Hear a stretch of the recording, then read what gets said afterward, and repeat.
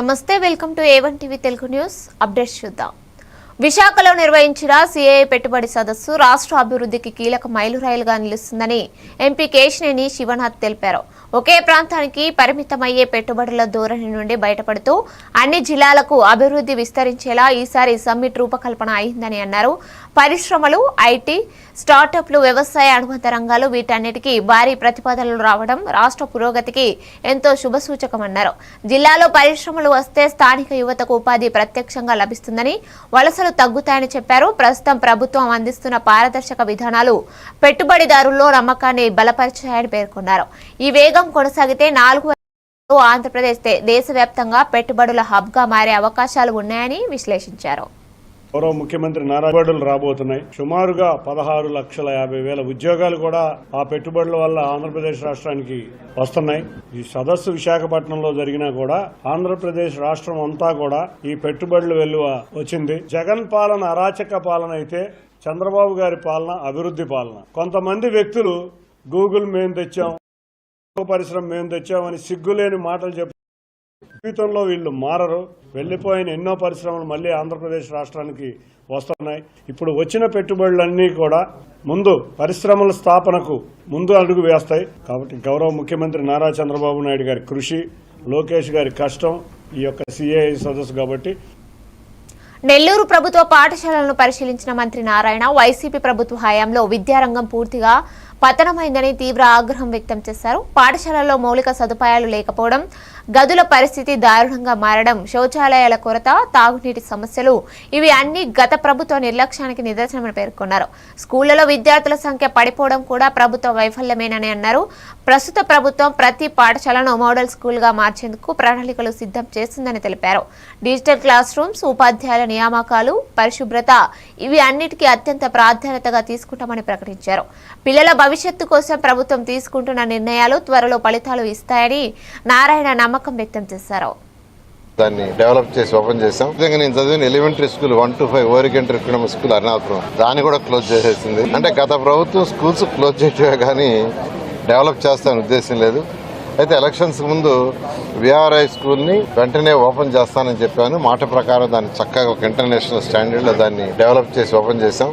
అదేవిధంగా నెల్లూరులో 54 schools high schools ని కూడా మోడర్నైజ్ చేయాలా. ఇప్పుడు కొన్నిట్లో 6 నుంచి 10 ఉన్నాయి, కొన్ని 1 to 6 ఉండే. అలా కాకుండా 1వ తరగతి నుంచి 10వ తరగతి దాకా ఉండేటట్టుగా చేయాలనే ఉద్దేశంతో నేను అనేక మంది దాతల్ని రిక్వెస్ట్ చేశాను. వాళ్ళందరూ కూడా ముందుకు వచ్చారు.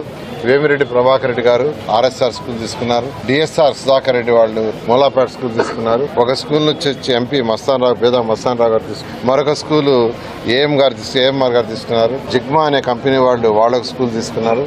ఈ విధంగా ఒక్కొక్క స్కూల్ ఒక్కొక్క దాతకి ఇచ్చి అవన్నీ కూడా వీలైనంత వరకు రేపు జూన్ 12వ తేదీకి పూర్తయ్యేటట్టుగా హై క్వాలిటీ ఆఫ్ ఇన్ఫ్రాస్ట్రక్చర్గా, అంతేకాకుండా ఈ స్కూల్లో చదివే హై స్కూల్ పిల్లలకి రేపు డిసెంబర్ 1వ తేదీ నుంచి నారాయణ కాంపిటేటివ్ మెటీరియల్ ఇచ్చి వాళ్ళ గైడ్ లైన్స్ కూడా ఇచ్చి ఆ competitive. BRS MLA KP Vivekananda Kavitha ఇటీవల చేస్తున్న వ్యాఖ్యలు కాంగ్రెస్ కు లాభం చేకూర్చే విధంగా మారుతున్నాయని ఆగ్రహం వ్యక్తం చేశారు. గత దశాబ్దంలో ఎంపీగా, ఎమ్మెల్సీగా ఉన్న సమయంలో సమస్యలు కనిపించనిదే ఇప్పుడు అకస్మాత్తుగా పాత ఆరోపణలు ప్రజల్లో అనుమానాలు రేకెత్తిస్తున్నాయని అన్నారు. ప్రస్తుత కాంగ్రెస్ పాలనలో నియామకాల్లో గందరగోళం, గ్యారంటీల వైఫల్యాలు, అభివృద్ధి మందగించడం వంటి అంశాలపై కవిత స్పందించకపోవడం ఆశ్చర్యమని పేర్కొన్నారు. బీఆర్ఎస్ ను బలహీనపరిచే మాట్లాడే ధోరణి మార్చుకోవాలని, నాయకులు ప్రజా ప్రయోజనాల కోసం మాట్లాడాలని సూచించారు. పార్టీ బలం పెంచాల్సిన సమయంలో ఇలాంటి విమర్శలు చేయడం సరైంది కాదని వివేకానంద హెచ్చరించారు. ఏ పార్టీకి లాభం చేకూర్చడానికి ఈ వ్యాఖ్యలు చేస్తుందో ఒక్కసారి కవితక్క గారు ఆత్మవిమర్శ చేసుకోవాల్సిన అవసరం ఉందని చెప్పేసి ఈరోజు బీఆర్ఎస్ పార్టీ అభిప్రాయపడతా ఉన్నది. మరి వారు ఎందుకేమో అర్థం కాలేదు. మన జూబ్లీహిల్స్ ఎన్నికల్లో బీఆర్ఎస్ పార్టీ కార్యకర్తలు తమ ప్రాణాల సైతం లెక్క చేయకుండా ప్రాణాలొడ్డి ఎంతో పోరాడి గెలుపుకి పోరాటం చేసినటువంటి ఒక ప్రయత్నాన్ని తప్పుపడుతూ వారు చేస్తున్నటువంటి కవిత గారు చేసిన వ్యాఖ్యల్ని మరి చాలా బాధ కలిగించిందని చెప్పేసి సందర్భంగా నేను మనవి చేస్తా ఉన్నాను. ఇది నిజంగా వాస్తవానికి మరి కవిత గారే మాట్లాడుతున్నారా లేకపోతే మాట్లాడిపిస్తున్నారని అర్థం కాని పరిస్థితి ఉన్నది. ఇది మంచి సాంప్రదాయం కాదు. వారి యొక్క వ్యక్తిత్వానికి, వారి యొక్క నాయకత్వ లక్ష్యాలకి గత 20 సంవత్సరాలుగా తను ఏర్పాటు చేసుకున్న ఇమేజ్ ని తీవ్రంగా దెబ్బతీస్తున్నాయి తన వ్యాఖ్యల ద్వారా అని చెప్పి స్పష్టంగా తెలియజేస్తా ఉన్నాను. అసలు ప్రభుత్వంలో ఎవరున్నారు? కాంగ్రెస్ పార్టీలో మంత్రులు కొట్టుకొస్తా ఉన్నారు. డబ్బుల పంపిణీలో ఎంత పెద్ద ఎత్తున ఆరోపణలు జరుగుతా ఉన్నాయి. ముఖ్యమంత్రికి మంత్రులు గొడవలు జరుగుతా ఉన్నాయి. ముఖ్యమంత్రి కుటుంబ సభ్యులకి కింద అధికారులకు మంత్రులు గొడవలు జరుగుతా ఉన్నాయి. ఇంత పెద్ద ఎత్తున జరుగుతా ఉంటే, ప్రభుత్వంలో జరుగుతా ఉంటే ఒక పల్లెత్తు మాట కూడా మాట్లాడకుండా గతంలో పనిచేసేటువంటి మంత్రులపైన, మంత్రి మండలిపైన తన ఆరోపణలు ఈ సందర్భంగా చేయడం చూస్తా ఉంటే ఆశ్చర్యం కలిగిస్తా ఉంది. అంతేందుకు, మొన్న జూబ్లీస్ ఎన్నికల్లో కాంగ్రెస్ పార్టీ చేసినటువంటి అరాచకాలు, వారి యొక్క అధికార దుర్వినియోగము, వారి యొక్క రౌడీజము ఎత్తి చూపడానికి అస్సలు ఇష్టపడలేదే. తెలంగాణ అంటేనే కేసీఆర్, కేసీఆర్ అంటేనే తెలంగాణ బాపుగా అందరూ కూడా ప్రేమగా పిలుచుకునే నాయకుడు కేసీఆర్ గారు. కాబట్టి అలాంటి నాయకుడి యొక్క ఫిరాయింపు కేసులను పరిష్కరించడంలో స్పీకర్ నిరంతర ఆలస్యం చేస్తుండడంపై సుప్రీంకోర్టు తీవ్ర ఆక్షేపణ వ్యక్తం చేసింది. ప్రజలు ఎన్నుకున్న ప్రతినిధులు పార్టీ మారడం ప్రజాస్వామ్యానికి తీవ్రమైన నష్టం కలిగిస్తుందని, ఇలాంటి అంశాలను వేగంగా పరిష్కరించాల్సిన బాధ్యత స్పీకర్దేనని ధర్మాసనం స్పష్టం చేసింది. వచ్చే వారం లోపలే నిర్ణయం తీసుకోవాలని స్పీకర్కు కోర్టు గడువు విధించింది. ఆలస్యం చేస్తే కోర్టు ఆదేశాల ధిక్కారంగా పరిగణిస్తామని హెచ్చరించింది. ఫిరాయింపును నిరోధించే చట్టాలున్నా వాటిని అమలు చేయడంలో జాప్యం చేస్తే ప్రజాస్వామ్య వ్యవస్థపై నమ్మకం కోల్పోతారని న్యాయవాది మోహిత్ రావు తెలిపారు. ఈ నేపథ్యంలో స్పీకర్ తీసుకునే నిర్ణయం రాజకీయ వాతావరణాన్ని ప్రభావితం చేసే అవకాశం ఉంది. ప్రజల తీర్పును గౌరవించడం ప్రజాస్వామ్యంలో అత్యంత ముఖ్యమని కోర్టు మరోసారి గుర్తు చేసింది. దానికి చీఫ్ జస్టిస్ గారు గతంలో 31/7/2025న సుప్రీంకోర్టు 3 నెలల గడువు ఇచ్చింది స్పీకర్కి పిటిషన్స్ అన్ని డిసైడ్ చేయమని. 10 డిస్క్వాలిఫికేషన్ పిటిషన్స్ పెండింగ్ ఉన్నాయి. అది 3 months అయిపోయాక కూడా 31/10/2025కి 3 months అయిపోతుంది. అది అయిపోయాక కూడా వాళ్ళు డిసైడ్ చేయకపోవడంతో స్పీకర్ ఒక ఎక్స్టెన్షన్ ఆఫ్ టైం అప్లికేషన్ కోరడం జరిగింది. అదేవిధంగా పాడి కౌశిక్ రెడ్డి గారు, కేటీఆర్ గారు ఒక రిట్ పిటిషన్ ఫైల్ చేయడం జరిగింది అండ్ ఒక కంటెంప్ట్ కూడా ఫైల్ చేశారు. సో ఈ 3 కేసెస్ ఈరోజు సుప్రీంకోర్టు టేకప్ చేసింది. సుప్రీంకోర్టు టేకప్ చేసినాక వాళ్ళు ఒక 4 వారాల గడువు అడగడం జరిగింది. దానికి చీఫ్ జస్టిస్ గారు కొద్దిగా షార్ప్గా రియాక్ట్ అయ్యి on the face it is contempt, మీకు ఎందుకు ఇవ్వాలి టైం ఇంకా అని అన్నారు. దానికి వాళ్ళు 4 వారాలు ఇస్తే మేము అన్నీ కంప్లీట్ చేస్తామని చెప్పడం జరిగింది. కానీ దానికి చీఫ్ జస్టిస్ ఆఫ్ ఇండియా చెప్పడం జరిగింది. నోటీసు 4 weeksలో జవాబు చెప్పాలి. నోటీస్కి జవాబు లేదు, ఇక్కడ జవాబు ఏంటి లేదు. కేసెస్ నోటీస్ ఇష్యూ చేసి 4 weeks తర్వాత పెట్టారు. ఒకవేళ కనుక ఈ 4 వారాల లోపల దర్యాప్తు జరగకపోతే Form 1 కంటెంప్ట్ ఆఫ్ నోటీస్ కింద Form 1 ఇష్యూ చేసి దాని నెక్స్ట్ స్టెప్స్ తీసుకోవడం జరుగుతుంది. అంటే వారం అంటున్నారు, 4 వారం లోపల స్పెసిఫిక్గా చెప్పారు వారం లోపల డిసైడ్ చేయండి అని. కానీ మ్యాటర్స్ 4 weeks తర్వాత పోస్ట్ చేశారు. ఒకవేళ ఈ నిర్ణయం వారం రోజుల్లోగా ఈ విచారణ పూర్తి కాకపోతే కోర్టు ధిక్కరణ కింద ఎటువంటి చర్యలు ఉండే అవకాశం ఉంది? ఆల్రెడీ ఒక కేసు ఉందండి, మనీలాల్ సింగ్ అని. జూబ్లీహిల్స్ ఉప ఎన్నికల్లో ఓటమి వచ్చినా కేటీఆర్ వైఖరిలో మార్పు కనిపించకపోవడం బాధాకరమని కాంగ్రెస్ నేత దయాకర్ మండిపడ్డారు. ప్రజలు స్పష్టంగా తీర్పు ఇచ్చి తమ అభిప్రాయం చెప్పినా కేటీఆర్ మాత్రం ఇప్పటికీ అహంకార ధోరణినే కొనసాగిస్తున్నారని విమర్శించారు. ప్రజల సమస్యలు, ప్రభుత్వ పనితీరుపై చర్చించాల్సిన సమయంలో కేటీఆర్ నిరాధార ఆరోపణలతో ప్రజలను తప్పుదారి పట్టించే ప్రయత్నం చేస్తున్నారని వివరణ ఇచ్చారు. ఓటమి తర్వాత ఆత్మ పరిశీలన చేయడం నాయకుడి లక్షణమని, కానీ కేటీఆర్ ఈ మార్గం ఎంచుకోకపోవడం రాష్ట్ర రాజకీయాలకు మంచిది కాదని అన్నారు. కుటుంబ ప్రయోజనాలకే ప్రాధాన్యం ఇవ్వడం వల్లే ప్రజలు బీఆర్ఎస్ ను గద్దె దింపారని, ఈ సందేశాన్ని కేటీఆర్ సీరియస్ గా తీసుకోవాలని సూచించారు. పార్టీ క్యాడర్లెస్ బూతులు అన్ని కూడా తేలిపోయినాయి. ఊరికే సోషల్ మీడియాతోనో లేకపోతే ట్రోల్స్ తోనో అబద్ధాలను ప్రచారం చేసి గెలవచ్చు అనుకున్న టీఆర్ఎస్, బీఆర్ఎస్ ఇలా ఏ విధంగా చతికిలబడ్డ దాన్ని కూడా ఓడిపోయి కూడా వాళ్ళకి ఇంకా బలుపు అహం తగ్గినట్టుగా మనకు కనపడదు. కాబట్టి అలా వాళ్ళు ఎట్లా ఉన్నా కాంగ్రెస్ పార్టీ అభివృద్ధి మీద, సంక్షేమం మీద ముందుకు పోతుంది. ముఖ్యమంత్రి గారు ఏ ప్రయత్నాలు అయితే చేస్తున్నారో, రాష్ట్రాన్ని మంచిగా సక్రమమైన గాడిలో పెట్టాలని చూస్తున్నాడో దానికి జూబ్లీహిల్స్ ప్రజలు ఆశీర్వదించి 4 లక్షల మంది ఓటర్లు 4 కోట్ల మందికి ఒక సంకేతం ఇచ్చింది. ఏంటి అంటే ముఖ్యమంత్రి మంచి పని చేస్తుందని చెప్పి చేసింది. వీళ్ళు ఎంత అబద్ధాలు ప్రచారం చేసినా సన్న బియ్యాన్ని మరవలేదు, రేషన్ కార్డును మరవలేదు, 200 యూనిట్ల ఫ్రీ మరవలేదు, మంచినీళ్ళు ఇచ్చేదాన్ని మరవలేదు. రేపు మళ్ళీ నవీన్ యాదవ్ని గెలిపిస్తే మరింత హైదరాబాద్ జూబ్లీహిల్స్ పేరు మీద హైదరాబాద్ మేలు చేస్తారని నమ్మిండ్రు. కాబట్టి వాళ్ళు హైడ్రా అని ప్రచారం చేసిండ్రు, మూసీ అని ప్రచారం చేసిండ్రు. ఏది చేసినా వాళ్ళని మూసీలగా.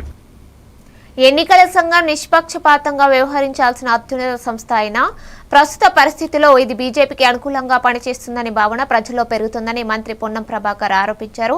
ప్రజాస్వామ్యంలో ఎన్నికల సంఘం పాత్ర పవిత్రమైందని, ఏ పార్టీ ఒత్తిడికైనా లోనవ్వకూడదని గుర్తు చేశారు. కేంద్రంలో బీజేపీ తీసుకునే నిర్ణయాలకు తగ్గట్టుగా ఎన్నికల సంఘం స్పందిస్తోందని, ప్రతిపక్షం చేసే ఫిర్యాదులను పట్టించుకోకపోవడం ప్రజాస్వామ్య వ్యవస్థను దెబ్బతీస్తుందని అన్నారు. బీజేపీ నేతలపై వచ్చిన ఫిర్యాదులను నిర్లక్ష్యం చేయడం, ప్రతిపక్షాలపై మాత్రం వేగంగా చర్యలు తీసుకోవడం ప్రజల్లో అనుమానాలు రేకెత్తిస్తున్నాయని పేర్కొన్నారు. ఎన్నికల వ్యవస్థపై నమ్మకం నిలవాలంటే ఎన్నికల సంఘం తన ధోరణిని మార్చుకుని స్వతంత్రంగా వ్యవహరించాలని ఆయన డిమాండ్ చేశారు. భారతీయ ప్రజాతంత్ర వ్యవస్థ వాళ్ళకి పాల్పడుతున్నటువంటి పరిస్థితి చూస్తా ఉన్నాం. అందుకే ఈరోజు దేశవ్యాప్తంగా ప్రజాస్వామ్యాన్ని రక్షించే పార్టీగా ఆనాడు స్వాతంత్ర ఉద్యమంలో స్వాతంత్రాన్ని సాధించడానికి దీర్ఘకాలిక పోరాటం చేసి ప్రాణాలు అర్పించినటువంటి త్యాగమూర్తుల వారసత్వంలో ఉన్నటువంటి పార్టీ మళ్ళీ ప్రజాస్వామ్యాన్ని కాపాడుకోవడానికి, భవిష్యత్తు సమాజంలో న్యాయం జరగాలి, ప్రజాస్వామ్య విలువలతో భారతీయ ప్రజాతంత్ర వ్యవస్థ నడవాలనేటువంటి ఆలోచనతో రాహుల్ గాంధీ గారి నాయకత్వంలో దేశంలో ఒకే ఒక్క మగాడిగా ఈరోజు ఓటు చోరీ మీద గొంతెత్తి లేపడతా ఉన్నాడు. వారికి అండగా ఉండేటువంటి బాధ్యత ఈరోజు తెలంగాణ రాష్ట్ర విభజన కాంగ్రెస్ మీద కూడా ఉంది. మీరంతా కూడా ఒక సైనికుల్లాగా ఆనాడు మనకు స్వతంత్ర ఉద్యమంలో పాల్గొనే అవకాశం రాలే. కానీ ఈరోజు ఈ యొక్క ప్రజాస్వామిక భారతదేశంలో ప్రజాస్వామ్యం కూని అవుతా ఉంటుంటే, రాజ్యాంగ విలువల్ని మారుస్తూ ఉంటుంటే, రాజ్యాంగాన్ని మార్చే ప్రయత్నం చేస్తూ ఉంటుంటే, ఒక యువజన కాంగ్రెస్ నాయకులుగా సోదరుడిగా అటువంటి అంశానికి వ్యతిరేకంగా మనకు శక్తి ఉన్నంత వరకు పోరాడాలని సందర్భంగా కోరుతా ఉన్నా. ఇది మన బాధ్యత. మనకు వారసత్వంగా కాంగ్రెస్ పార్టీ ఇచ్చినటువంటి జాతీయ విధానం ప్రజాస్వామిక ఆలోచనలతో ఉన్నటువంటి ఒక ఆలోచన విధానం. అందుకే దయచేసి నేను ఈ సందర్భంగా ఎక్కువసేపు మాట్లాడకుండా మీ అందరికీ మనస్ఫూర్తిగా కోరుతా ఉన్నా, ఎట్టి పరిస్థితుల్లోనూ ప్రజాస్వామ్యాన్ని కాపాడడానికి సైనికుల్లాగా కాంగ్రెస్ పార్టీకి అండగా యువజన కాంగ్రెస్ ఉండాలని సందర్భంగా నేను కోరుతూ, ఓటు హక్కు ప్రజాస్వామ్యంలో అత్యంత శక్తివంతమైన సాధనమని, ప్రతి పౌరుడు తన ఓటు విలువను అర్థం చేసుకోవాలని టీపీసీసీ చీఫ్ మహేష్ కుమార్ గౌడ్ పిలుపునిచ్చారు. ఒక్క ఓటు కూడా దేశ భవిష్యత్తును నిర్ణయించే శక్తి కలిగి ఉందని అన్నారు. అభివృద్ధి, పారదర్శకత, సంక్షేమం అందించగల సరైన నాయకులను ఎన్నుకోవడానికి ప్రజలు జాగ్రత్తగా నిర్ణయం తీసుకోవాలని సూచించారు. ఎన్నికల సమయంలో డబ్బు, ప్రలోభాలకు లోను కాకుండా నిజాయితీగా పనిచేసే ప్రజా నాయకులను ఎన్నుకోవడం చాలా ముఖ్యమన్నారు. సమాజ సమస్యలను పరిష్కరించాలంటే ప్రజలు తమ ఓటు ద్వారా బాధ్యత గల ప్రభుత్వాన్ని ఏర్పరచాలని ఆయన చెప్పారు. ఓటు కేవలం హక్కు మాత్రమే కాదు, భవిష్యత్ తరాలపై ప్రభావం చూపే బాధ్యత అని గౌడ్ స్పష్టం చేశారు. కూడా ఆ మాట మీద నమ్మకం సంతకాలు చేస్తారు. ఎన్నిక తుఫాన్ కారణంగా కొంత తక్కువైన రేపటి నుంచి ఓటు చోరీ మీద యావత్ తెలంగాణలో గ్రామానికి వెళ్ళి సంతకాలను సేకరణ చేపడతాము. ప్రజలు నమ్ముతా ఉన్నారు. ఓటు చోరీ దేశంలో జరిగింది, ఓట్ల అవకతవకలు జరిగినాయి, మోడీ, అమిత్ షా ఇద్దరు కలిసి ఇలా బీఆర్లో అధికారం తీసుకొచ్చినారంటే ఓటు చోరీ వల్లనే అనేటువంటి విషయాన్ని మెజార్టీ ప్రజలు నమ్ముతా ఉన్నారు. తెలంగాణలో కూడా ఆ మాట మీద నమ్మకం సంతకాలు చేస్తూ ఉన్నారు. భవిష్యత్తు యువతది. ప్రజాస్వామ్యబద్ధంగా ప్రజలు కోరుకున్న ప్రభుత్వాలు ఎన్నిక కావాలి. ప్రజలు ఆశలు ఆకాంక్షల మేరకు ఎన్నికలు జరగాలి. కానీ బీహార్లో మాత్రం ప్రజలు కోరుకున్నదొకటి, ప్రజల ఆకాంక్ష ఒకటవుతే దొడ్డిదారిన ఎన్డీఏ ప్రభుత్వం అధికారంలోకి వచ్చింది.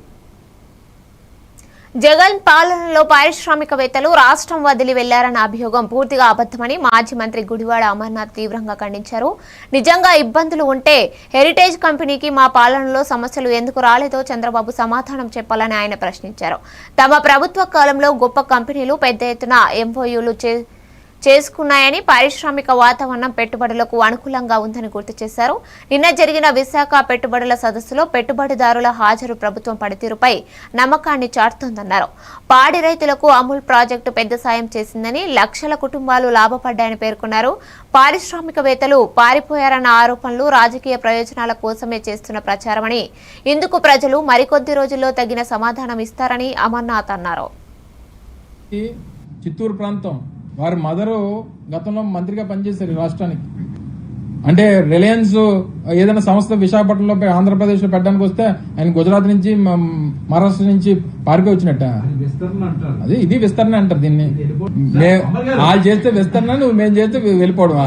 ప్రామిస్ ఏంటంటే జగన్మోహన్ రెడ్డి గారి పాదయాత్రలో పాడి పరిశ్రమ మీద ఆధారపడి ఉన్నటువంటి రైతులు వారు చేస్తున్నటువంటి సప్లై చేస్తున్నటువంటి పాలకి సరైనటువంటి రేట్ రావట్లేదు. ఆ రేటు వీరంతా కూడా కొల్యూడ్ అయ్యి కావాల్సినటువంటి రింగ్ అయిపోయి రేటు తక్కువ చేసి ఇస్తున్నారనేటువంటి ఉద్దేశంతో 4 రూపాయలు 5 రూపాయలు పెంచి ఆ రోజు అమూల్ సప్లై చేసినటువంటి వారికి ఇచ్చారు. తప్పే ఉంది. అంటే రైతులకి మేలు చేయమంటారా లేకపోతే ఇన్వెస్టర్స్ కి మేలు చేయమంటారా? అంటే నువ్వు ఉంటే ఏం చేస్తావు జనరల్? జనరల్ మా వాదన ఇది, మా ప్రభుత్వం తాలూ పాలసీ ఇది. దెబ్బతీసే మాకెందుకు, ఎవరినెందుకు? ఒక వ్యాపారం పెడితే ఇంకో వ్యాపారం దెబ్బతీస్తుందండి. రాష్ట్రంలోని ప్రతి జిల్లా సమాన అభివృద్ధి దిశగా అడుగులు వేస్తుందని చీఫ్ విప్ పంచమర్తి అనురాధ తెలిపారు. గతంలో ప్రభుత్వంలో పెట్టుబడులు ఒకే ప్రాంతంలో కేంద్రీకృతమయ్యేవని, కానీ ప్రస్తుత కూటమి ప్రభుత్వం పెట్టుబడులను అన్ని జిల్లాలకు విస్తరించే విధానాన్ని అనుసరిస్తుందని చెప్పారు. పరిశ్రమలు, స్టార్టప్లు, ఐటీ, తయారీ రంగాల్లో పెట్టుబడిదారులు వివిధ జిల్లాలను ప్రాధాన్యంగా ఎంచుకోవడం రాష్ట్రానికి గొప్ప అవకాశమని పేర్కొన్నారు. ఇలా పెట్టుబడులు వ్యాప్తి చెందడం వల్ల స్థానిక యువతకు ఉపాధి అవకాశాలు పెరుగుతాయని, వలసలు తగ్గుతాయని తెలిపారు. అమరావతి నుండి శ్రీకాకుళం వరకు రాష్ట్రం మొత్తం అభివృద్ధి దిశగా సాగేందుకు ప్రభుత్వం సమగ్ర ప్రణాళిక అమలు చేస్తుందని ఆమె అన్నారు. పెట్టుబడుల వికేంద్రీకరణ రాష్ట్ర భవిష్యత్తును మరింత బలోపేతం చేస్తుందని అనురాధ స్పష్టం చేశారు. రాయలసీమ ఈ కోడిగుడ్డు మంత్రి పేరు ఎందుకు వచ్చిందో ప్రజలకు మరొకసారి గుర్తు చేస్తా. పెట్టుబడి అంటే ఏమనుకుంటున్నారు మీరు? కోడి రావాలి, పొదగాలి, కోడి అందులోంచి పిల్ల పుట్టాలి, ఆ తర్వాత ఏకలు పేకాలని చెప్పాడు ఈ మంత్రి. మీరు పీకిందేంటి? లక్షల కోట్ల పెట్టుబడులు పెట్టే వాళ్ళని ఎలా నాశనం చేయాలి, ఎలా ఎల్లగొట్టాలి, కమిషన్ల పేరుతో ఎలా బెదిరించాలి, ఇది మీరు చేసింది. రాయలసీమలో అయితే కియా పరిశ్రమకు సంబంధించి అయితే వాళ్ళ ఎంపీ వెధవ, వాడి పేరు మాట్లాడటం కూడా నాకు ఇష్టం లేదు. వెధవ కియా పరిశ్రమను ఆ రకంగా బెదరగొట్టేశారు. అనుబంధ సంస్థలన్నీ కూడా పోయాయి. ఈరోజు అనేది అది ఈ పెట్టుబడిదారులందరికీ కూడా ఒక ఇంప్రెసివ్ ఇష్యూ అయింది. ఈరోజు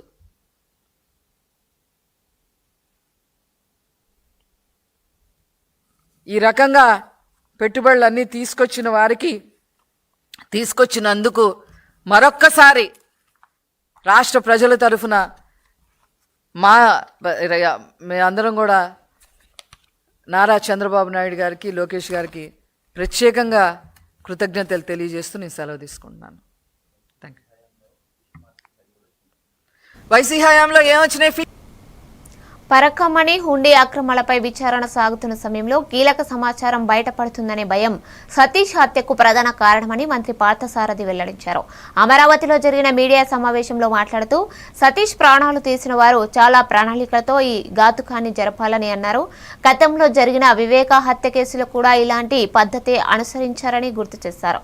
నిందితులు ఎంత ప్రతిభావంతులు అయినా ప్రభుత్వం వెనక్కి తగ్గదని, ఈ కేసులో నిజాలు వెలుగులోకి వచ్చే వరకు సిఐడి దిశానిర్దేశంతో వేగంగా విచారణ కొనసాగుతుందని చెప్పారు. సతీష్ కుటుంబానికి న్యాయం జరిగేలా అన్ని చర్యలు తీసుకుంటామని భరోసా ఇచ్చారు. పరకమణి అక్రమాల్లో దోషులెవరో త్వరలోనే బయటపడతారని పార్థసారథి స్పష్టం చేశారు. ఎవిడెన్స్ ఆధారంగా, పరిశీలన ఆధారంగా మీరేమన్నా ఆత్మహత్య అనే నిర్ణయానికి మీరు వచ్చారా? అసలు సతీష్ కుమార్ గారి హత్య కానీ ఆ మరణానికి వైసీపీ నాయకులకి సంబంధం ఏమిటి? మీరు ఎందుకు అంత ఉత్సాహాన్ని చూపించి ప్రజల దృష్టిని మరల్చడానికి ప్రయత్నం చేస్తున్నారో ఈరోజు స్పష్టంగా తెలియజేయాలని చెప్పేసి నేను ప్రశ్నిస్తా ఉన్నా. నేను సతీష్ కుమార్ గారు మరణించారు. అది ఏ విధంగా మరణించారు, అది ఆత్మహత్య, హత్య అని చెప్పేసి నిర్ధారించాల్సింది అక్కడ పరిస్థితుల ఆధారంగా, ఎవిడెన్స్ ఆధారంగా పోలీస్ డిపార్ట్మెంట్ కన్ఫర్మ్ చేయాలి. అంతేగాని పోలీస్ డిపార్ట్మెంట్ కంటే ముందు అసలు ఆయన కుటుంబ సభ్యులకి సమాచారం అందకముందే మరి బోమన కరుణాకర్ రెడ్డి గారు అది ఆత్మహత్య అని చెప్పేసి ప్రకటిస్తున్నారంటే అసలు ఏమిటి? బోమన కరుణాకర్ రెడ్డి గారికి సతీష్ కుమార్ గారి మరణానికి ఎందుకు అంత ఉత్సాహం చూపించాల్సిన అవసరం వస్తుంది? మీరేమన్నా ఆయనతో పాటు కొంతమంది వ్యక్తుల్ని ప్రయాణం చేసే ఏర్పాటు చేశారా? లేకపోతే ఆయన మరణించినప్పుడు ఆయన పక్కన మీ మనుషులు ఎవరైనా ఉన్నారా? దీన్ని స్పష్టం చేయాల్సిన అవసరం ఉంది. కానీ ఆ టీటీడీ చైర్మన్గా చేసిన వ్యక్తి ఒక రాజకీయ పార్టీలో ప్రముఖ నాయకుడిగా వెలుగొందుతున్న వ్యక్తి ఈ విధంగా మాట్లాడతాం, హత్యో ఆత్మహత్యో, ఆయనకి ఏం సమాచారం ఉందని చెప్పాడు. ఆయన చైర్మన్ అయిన నెల రోజుల్లోనే నాకు తెలిసి ఇవన్నీ కూడా రాజీలు అవటమో లేకపోతే ఇవన్నీ కూడా జరిగినాయి అని చెప్పేసి నాకున్న సమాచారం. మరి అది తప్పకుండా తెలుసుకోవాల్సిన అవసరం ఉందని చెప్పేసి కూడా నేను భావిస్తా ఉన్నాను. మరి ఈ విధంగా మాట్లాడటం అనేది చాలా తప్పు అని చెప్పేసి కూడా నేను తెలియజేస్తా ఉన్నాను.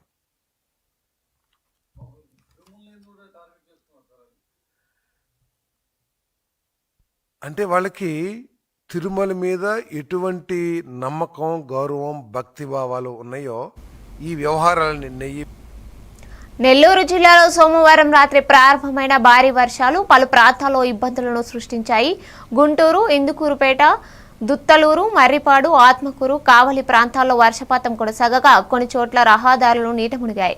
ముఖ్యంగా పంటలు నాటడంతో రైతులు ఆందోళన వ్యక్తం చేస్తున్నారు. రాబోయే 24 గంటల్లో మరిన్ని ప్రాంతాల్లో వర్షం కురిసే అవకాశం ఉందని వాతావరణ శాఖ హెచ్చరించింది. దీనితో కలెక్టర్ రెవెన్యూ అధికారులను అలర్ట్తో ఉండాలని ఆదేశించారు. పల్లెటూళ్లలో సున్నిత ప్రాంతాలను గుర్తించి అవసరమైన చర్యలు చేపట్టాలని సూచించారు. ప్రజలు అవసరం లేకుండా బయటకు రావద్దని, జాగ్రత్తలు పాటించాలని అధికారులు విజ్ఞప్తి చేశారు.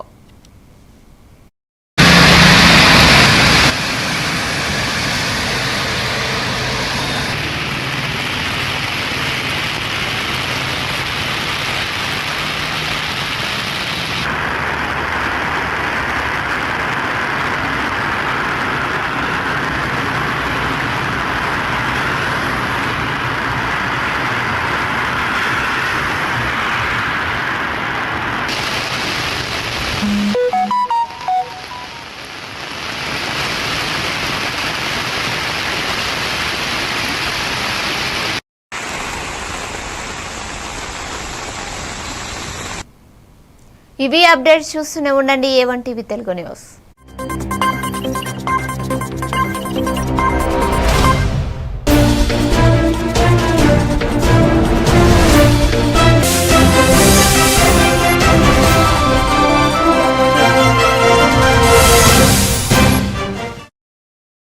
wearing